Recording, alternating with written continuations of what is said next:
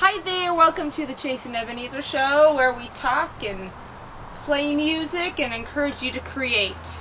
Yep, I'm Benjamin, and this is Heidi. And we got nothing for you this week. We got nothing, and we completely uninspired to turn on the camera anyway because we know that there are days where this happens to you, where you show up to your instrument, your typewriter, or canvas, or whatever it is, and you don't have anything, or everything that you're putting down, it's just like there's this voice in your head that's saying, it's crap. This isn't working. This isn't panning out. What's wrong with me? I should never do this again. Yep. I'm going to be stuck my whole life. It's those days where you want to quit. And so we figured we've been there, and we know other people have been there, and we just want to talk about it. So what do you think are conclusions people draw?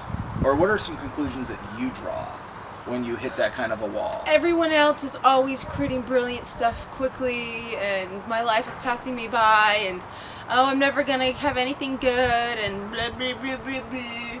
I think I hear that a lot from you. That's the abridged version. Yeah. Well, and we live in a culture where you have to produce things quickly, and everything has to be amazing and awesome. I mean, look at all these TV shows that are out with art, and it's about who's the best, who's the most brilliant. Yeah. Love them. Yeah, I know you do. If you stop to think about it, though, it is kind of dysfunctional.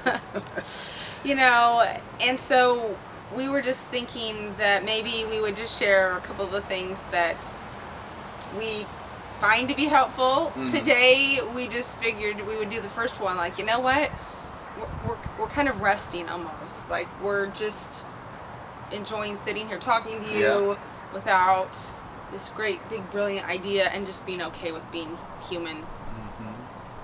Yeah, and sometimes that's the best thing that you can do, is if it's not showing up and you're tired, you're worn down, and all the anxiety's happening, maybe you do need to just take a nap or watch something on Netflix, Hulu, or whatever it is that you do.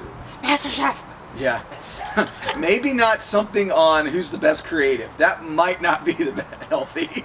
Hey, I think I found something else that you can try. Don't watch that when you're... I can't, I'm addicted.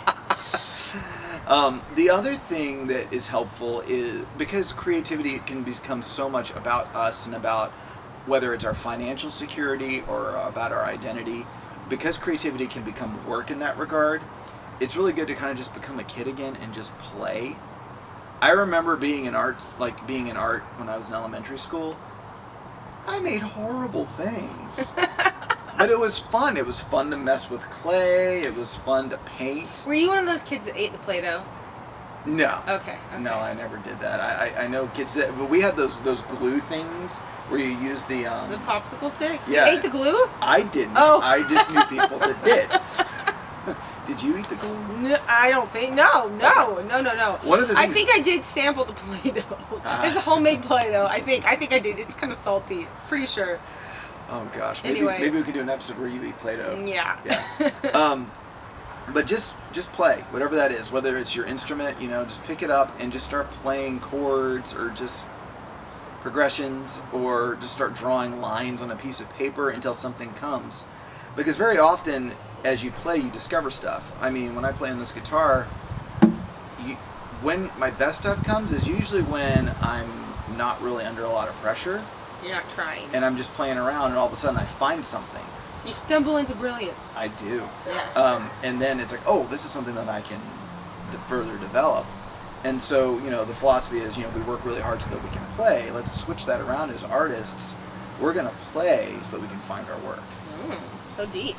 Yeah. You did have something. I did. Apparently so. And we are going to just play for you, like made up spontaneous jam song for you. Jamming is a great way to just, no pun intended, but play as musicians. Some of the ground rules for it, if you have somebody else, is that you determine which person is going to kind of set the tempo, and what person's going to play over that. In which case, obviously, the violin is the obvious choice to be playing all these cool little things. I'm going to just chunk some stuff out. It's also really good to tell the person that you're playing with what key you're playing in. It's very helpful. I don't always receive that information. So we're going to do this for you. If you like the show, please share it with your friends. You can support us on Patreon for just $1 a month. Yep. I also wrote a blog somewhere along these lines on my website, thesebohemiandays.com, and the blog post is Don't Expect Brilliance. So that's along these lines too. So go rest, go play, and have a great week. Here we go. Jamming along. Jamming. G. G. Key of G. Okay. All right.